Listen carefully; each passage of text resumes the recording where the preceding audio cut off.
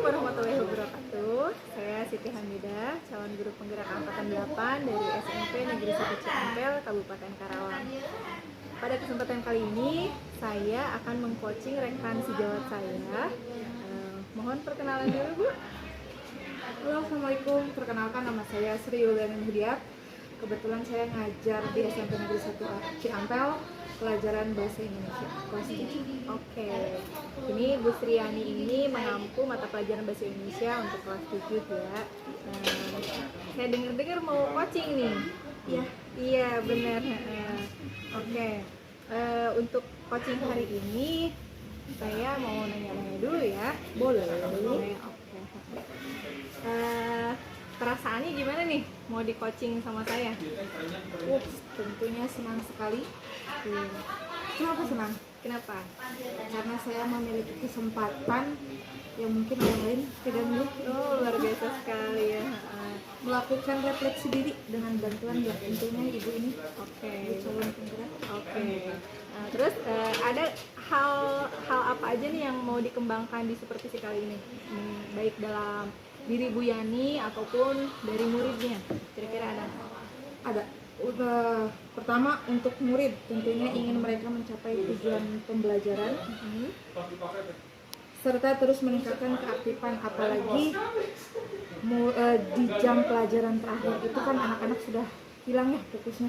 Bagaimana caranya saya untuk membuat anak masih tetap semangat belajar di jam ini. Oke. Kalau untuk diri sendiri apa ya? Untuk pribadi ingin mengembangkan kompetensi saya terutama dalam memenuhi kebutuhan murid. Pokoknya saya tidak ingin menjadi guru yang membosankan untuk muridnya, supaya muridnya tertarik aja untuk belajar bersama. Oke, baik. Apakah tantangan yang Ibu hadapi selama mengajar mata pelajaran yang Ibu ampu? Ada nggak sih? Pasti ada aja ya tantangannya. Kira-kira ada nggak? Boleh saya tahu tantangannya apa aja? Tantangannya yaitu fokusnya murid susah banget, apalagi itu di jam-jam rawan, Konsentrasi. terus apalagi sekarang pengaruh media lainnya. Oke. Kira-kira apa aja nih yang udah Ibu lakukan atau Ibu persiapkan untuk supervisi kali ini? Pertama, menyiapkan materi, terus kedua menyiapkan media pembelajaran yang menarik untuk anak-anak agar lebih mudah dalam proses pembelajaran, supaya anak-anak lebih tertarik intinya. Tidak membosankan. Menarik minat mereka ya. Oke. Baik Bu Yani, terima kasih sudah memberikan informasinya kepada saya. Berarti di pertemuan selanjutnya kita akan observasi di kelas ya. Dengan mata pelajaran Bahasa Indonesia di kelas 7, materinya tentang Puisi rakyat. Oke, tentang puisi rakyat. Stay tune.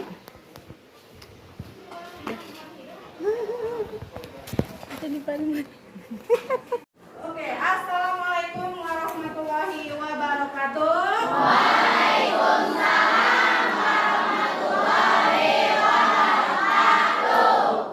Bagaimana kabar kalian hari ini? Baik. Bagaimana hatinya? Baik. Oke. Sayangnya di kelas 7B itu selalu kebagian jam terakhir. Dan saya tahu yang namanya jam terakhir itu sangat rawan sekali. Ya lapar, ya ngantuk, ya gerah. Oke, sebelum kita mulai pelajaran hari ini, kita refleksi dulu ya, supaya kalian tidak ngantuk, bisa fokus ke saya dan pembelajaran hari ini. Boleh berdiri terlebih dahulu? Oke, pasti kalian sudah tidak asing lagi dengan lagu ini enggak? Pasti kalian sering mendengarnya. Oke, supaya kalian fokus, kita mulai. Saya boleh pinjam tangan kalian? Boleh? Oke, kita mulai. Tangan ke atas meraih bintang, tangan ke samping burung yang terbang, tangan ke depan ikan berenang, duduk yang rapi siap berdoa.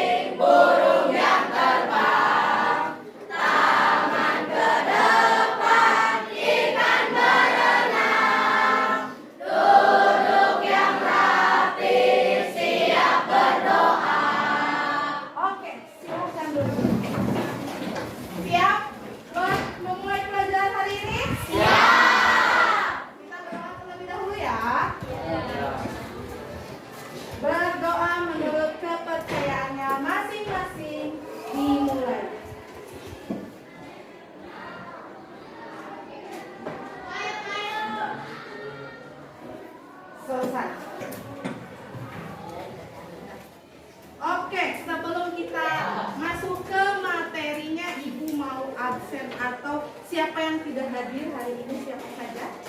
Ada yang tidak hadir hari ini di kelas 7B? Ada yang tidak hadir? Iya. Nathan. Siapa yang pertama?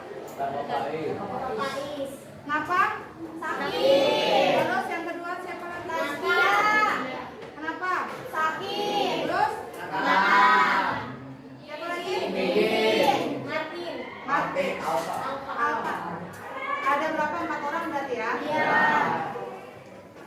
Pembelajaran hari ini kita akan membahas tentang puisi Rakyat. Kalau kalian mengetahui apa itu puisi rakyat, ibu akan menyebutkan tujuan pembelajaran hari ini yang akan kalian pelajari.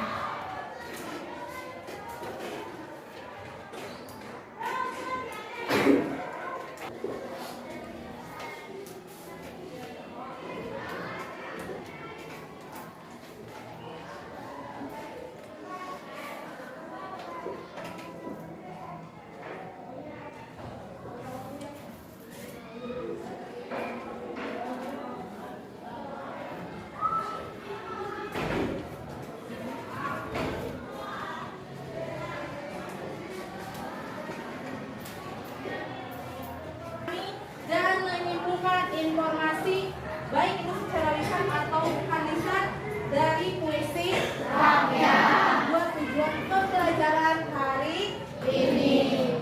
Oke, pembelajaran hari ini yaitu di bab 2 tentang puisi rakyat. Sebelum saya menjelaskan apa itu puisi rakyat atau kalian membaca di buku paket, kalian sudah mengetahui belum apa sih puisi rakyat? Tahu nggak? Apa puisi rakyat? Puisi rakyat adalah salah puisi dari karya Oke, puisi rakyat adalah lisan. merupakan sastra lisan. Terus puisi rakyat yaitu salah satu warisan budaya bangsa Indonesia. Terus puisi rakyat juga bisa disebut sebagai puisi lama kuno. Kenapa disebut dengan puisi lama?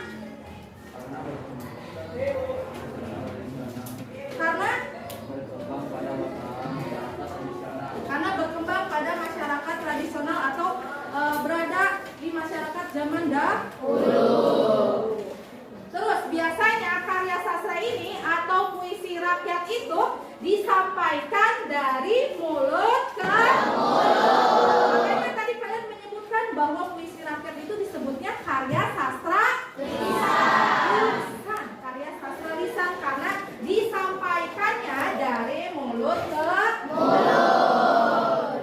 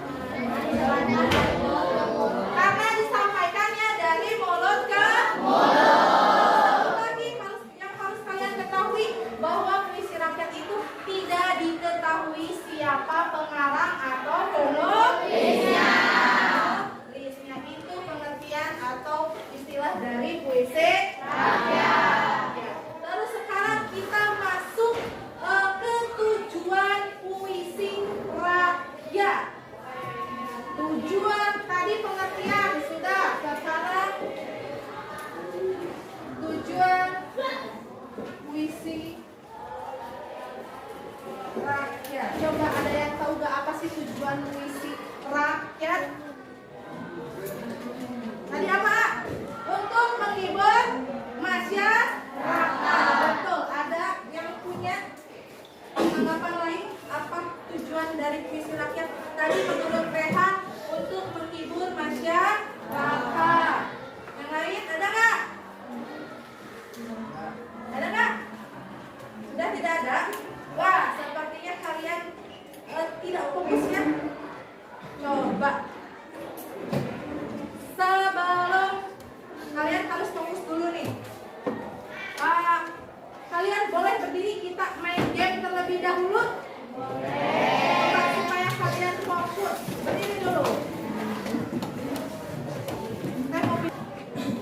Oke, untuk bisa melihat kalian masih konsentrasi atau tidak, perhatikan saya game saya ini ya. Kalau ibu memegang berbicara mulut, berarti kalian harus pegang mulut. Kalian fokus apa yang dikatakan ibu, bukan apa gerakan tangan ibu. Contohnya, pegang kepala, pegang telinga, pegang hidung. Kalian perhatikan apa yang diucapkan ibu, bukan gerakan tangan ibu. Siap? Siap. Pegang telinga.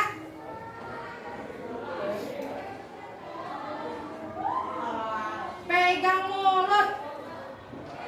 Oke, ada tuh beberapa yang gak fokus. Coba sekarang. Pegang telinga. Pegang mulut. Pegang kepala. Pegang hidung. Oke, kalian sudah fokus. Terima kasih, tepuk tangan buat kalian. Oke, sambil berjalan kalian sudah fokus lagi? Sambil nanti ibu menjelaskan materi, coba sekarang kalian duduk berkelompok dulu. Boleh kalian berbalik 5 orang per kelompok ataupun 6 orang juga bisa. Besok kalian bentuk kelompoknya. Nih, boleh kata. Duduknya juga, coba duduk berkelompok.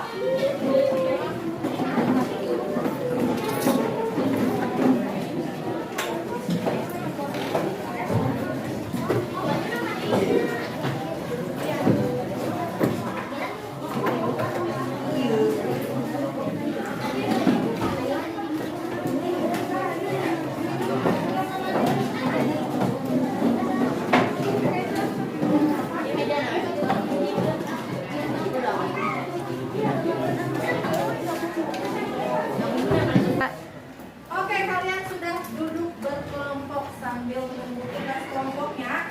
Kita masuk dulu tadi pengertian puisi rakyat sudah, tujuan puisi rakyat sudah. Sekarang masuk ke ciri-ciri puisi rakyat. Puisi rakyat ada berapa? 4. Yang pertama, puisi rakyat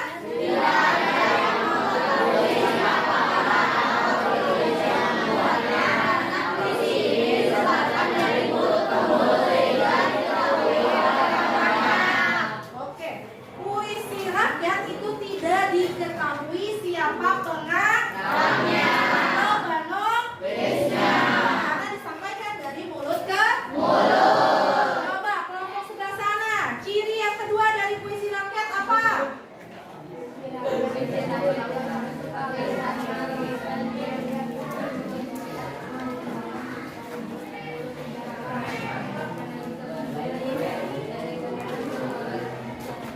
Oke, puisi rakyat disebut dengan sastra lisan.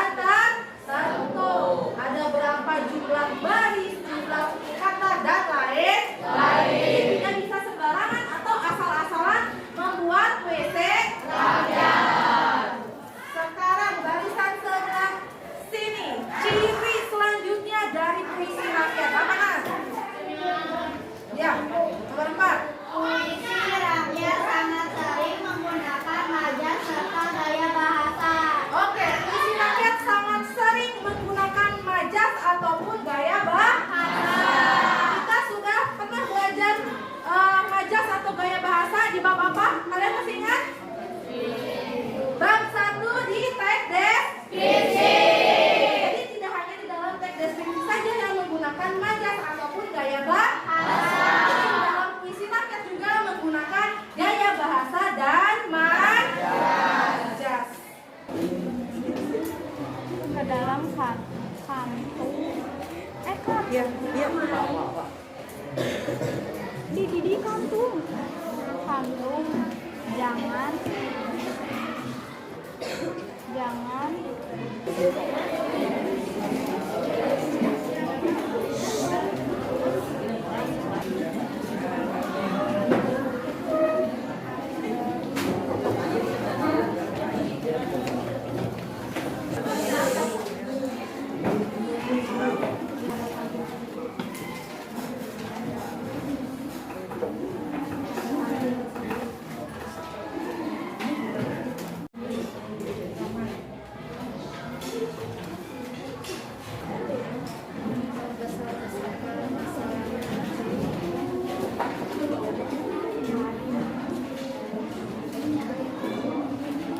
Atau tidak.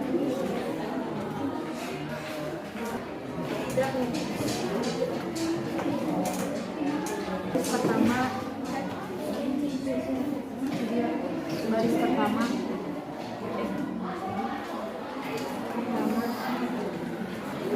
baris kedua. Oke, setelah kalian mendiskusikan pantun yang sudah kalian baca, sekarang saya mau tahu hasilnya. Coba perwakilan dari kelompok 3 boleh ke depan untuk membacakan hasil diskusinya bersama teman-temannya. Boleh ke depan, Teh? Dari kelompok berapa? 3. Boleh bacakan hasil diskusinya. Saya akan mempresentasikan hasil kerja kelompok kami. Baris pertama dan kedua merupakan sampiran. Air surut memungut bayam, sayur diisi ke dalam kantung. Baris ketiga dan keempat isi. Jangan diikuti tabiat ayam. Bertelur sebiji, riuh sekampung. Makna pantun jangan membesar-besarkan masalah yang kecil atau tidak penting. Kata sulit yang terdapat pada pantun tersebut yaitu tabiat dan riuh. Sekian dari kelompok 3. Terima kasih. Oke, tepuk tangan dulu buat kelompok 3. Coba selain kelompok 3, saya mau kelompok 1 boleh maju ke depan. Silakan bacakan hasil diskusinya. Saya akan mempresentasikan hasil diskusi kelompok 1. Ikan nila dimakan bukan benar, karena beliau melompat kiri. Jika berada di rantau orang, baik-baik membawa diri. Baris pertama merupakan sampiran. Baris pertama dan kedua merupakan sampiran. Baris ketiga dan keempat merupakan isi. Makna dari pantun tersebut adalah jika sedang berada di dekat orang lain, harus selalu menjaga diri. Sekian presentasi dari kami. Oke, tepuk tangan untuk kelompok 1.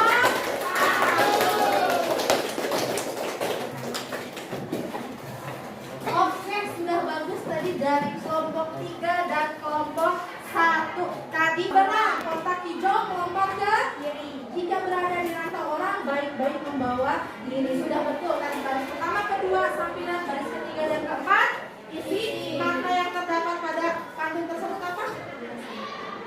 Rantau orang harus pandai menjaga diri. Betul, tidak ada kata sulit yang di dalam pantun tersebut?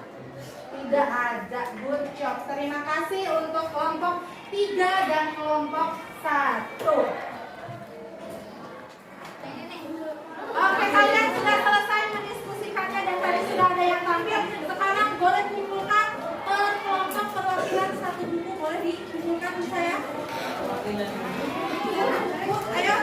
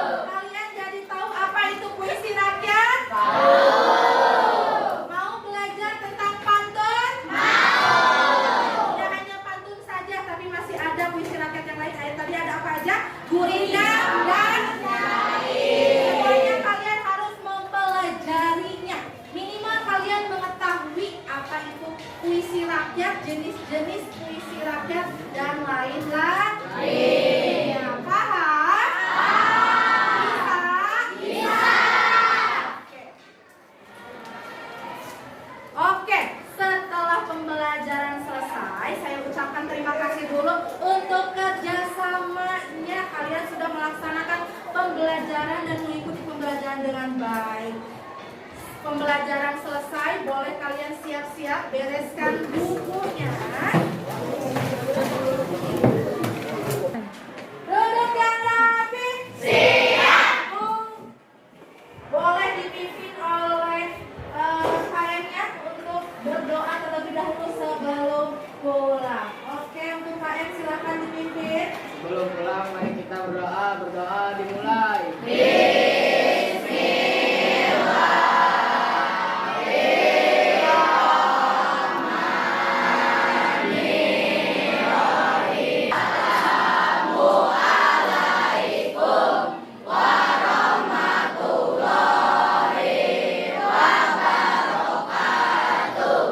Oke, baris dari sana dulu, boleh Kak?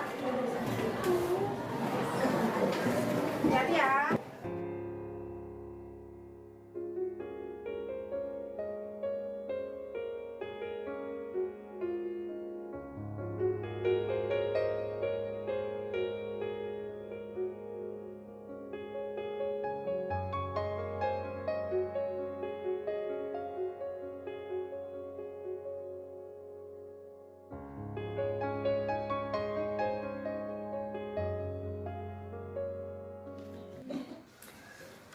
Baiklah, bismillahirrahmanirrahim.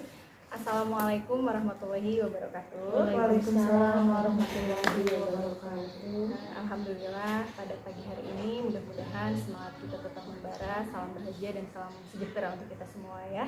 Perkenalkan, saya Siti Hamidah, calon guru penggerak angkatan 8 dari SMP Negeri 1 Ciampel, Kabupaten Karawang.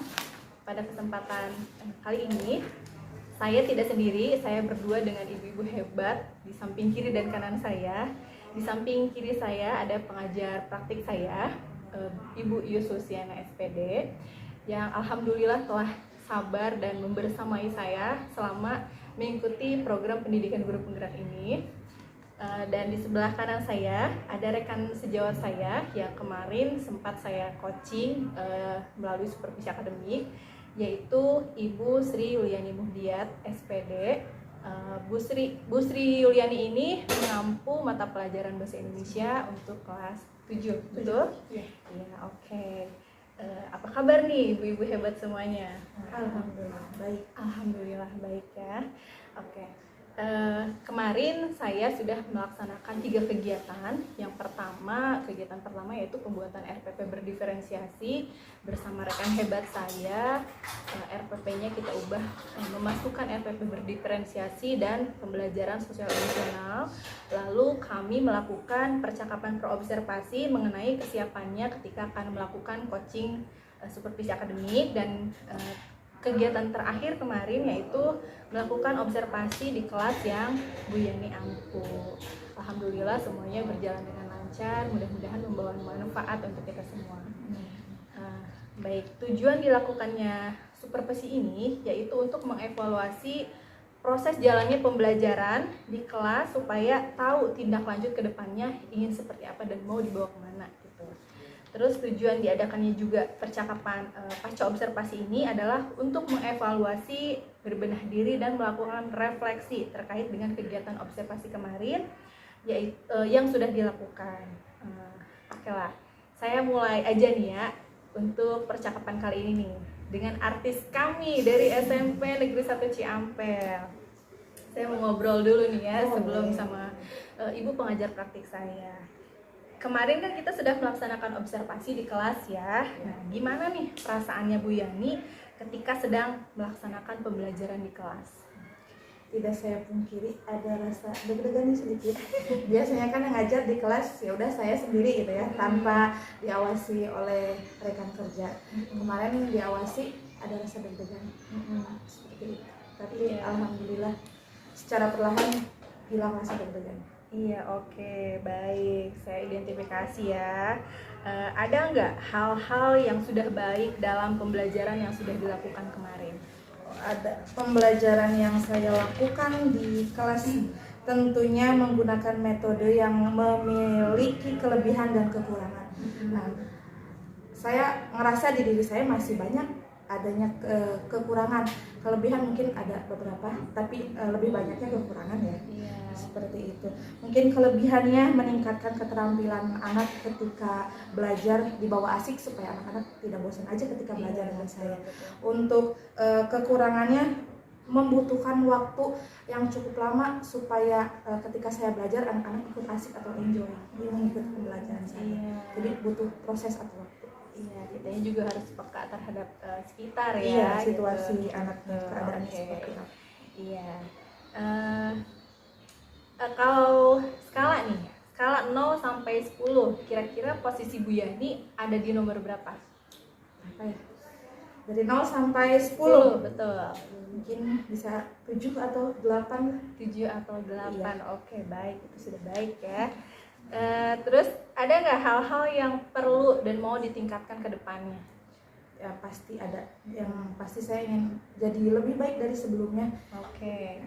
Terus kedepannya dalam hal pembelajaran harus terus membantu murid mengeluarkan ide atau gagasan atau lebih aktif di kelas. Yang tadinya di kelas diem hanya memperhatikan yang berpendapat, kadang kan itu aja ya yang pintar-pintar saja. Saya maunya semua siswa atau murid yang saya ajar jadi lebih aktif, jadi mau mengeluarkan ide atau gagasan. Betul, berarti tugas kita untuk menggali potensi minat dan bakat siswa ya. Oke, selanjutnya nih rencana kedepannya untuk mengcover kebutuhan murid yang beragam ini nih, gimana ya kira-kira rencananya?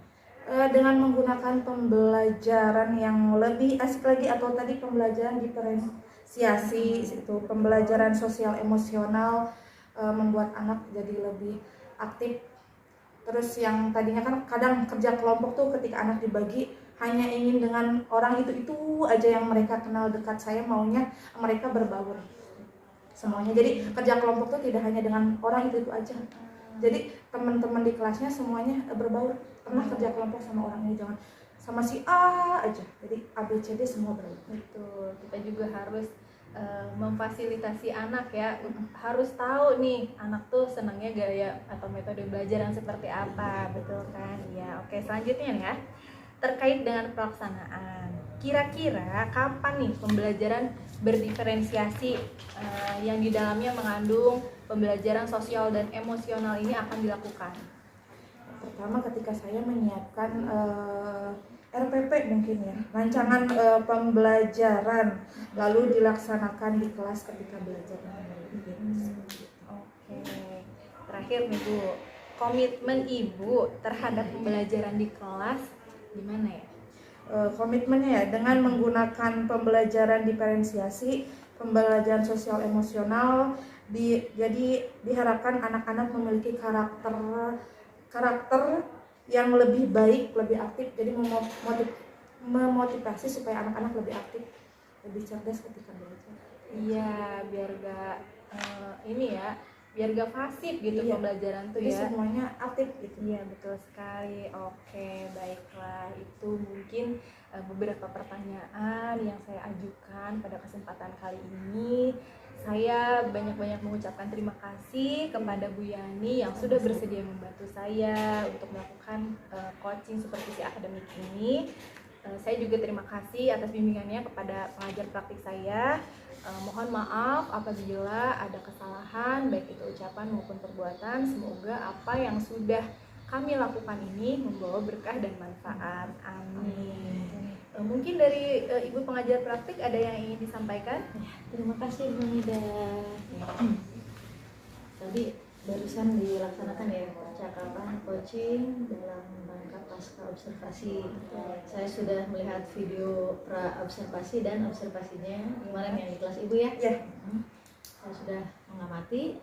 Kemarin Bu Nida udah kirim linknya ke saya. Di rumah saya sudah coba mengamati. Alhamdulillah step by stepnya berjalan lancar dari pra observasi dan pasca observasi ini. Kan selama ini yang bisa mengobservasi, yang mensupervisi itu kepala sekolah atau pengawas. Nah, di pendidikan guru penggerak ini, calon guru penggerak diberi materi ini dengan, jadi dipersiapkan, guru penggerak ini dipersiapkan suatu saat ke depannya untuk menjadi pemimpin. Bisa pemimpin di kelas, pembelajaran atau pemimpin di sekolahnya. Dengan adanya materi ini, CGP Bu Hamidah sudah terbayang kan seperti apa proses supervisi itu, ada beberapa langkahnya sudah dipraktekkan. Jadi Bu, kalau di guru penggerak itu bukan hanya teori, kita langsung praktek. Makanya jangan heran kalau kita benar-benar syuting, benar bikin video di kelas langsung. Soalnya bukan cuma teori gitu. Jadi pendidikan yang selama 6 bulan berjalan ini malah lebih banyak prakteknya di kelas masing-masing. Tadi saya sudah mengamati proses coachingnya pasca observasi ini. Alhamdulillah sudah berjalan dengan lancar, dengan baik. Bu Hamidah sudah bisa memberikan pertanyaan pemantik. Jadi kan di sini Bu Hamidah sebagai coach dan Ibu Mila sebagai coachingnya. Nah, emang tugas coach itu hanya menyampaikan pertanyaan-pertanyaan pemantik. Jadi nanti coachingnya sendiri yang akan mengungkapkan apa yang dialaminya, apa yang dihadapinya. Jadi kita sebagai coach lebih banyak mendengarkan. Berarti Bu Hamidah sudah bisa menerapkan pembelajaran coaching juga, pembelajaran coaching ini dengan baik dipadu dengan kegiatan supervisi. Mungkin nanti untuk kedepannya tetap kita harus banyak berlatih supaya kemampuan coaching kita terus meningkat. Kemudian saya juga mengucapkan terima kasih untuk Ibu sudah meluangkan waktunya membantu tugas Bu Hamidah dalam pengerjaan tugas ini. Terima kasih. Mudah-mudahan depannya Ibu juga bisa ikut ya Bu ya. Amin. Semangat daftar calon guru penggerak biar semakin banyak guru yang bergerak dan menggerakkan. Terima kasih, mungkin itu saja. Assalamualaikum warahmatullahi wabarakatuh. Waalaikumsalam.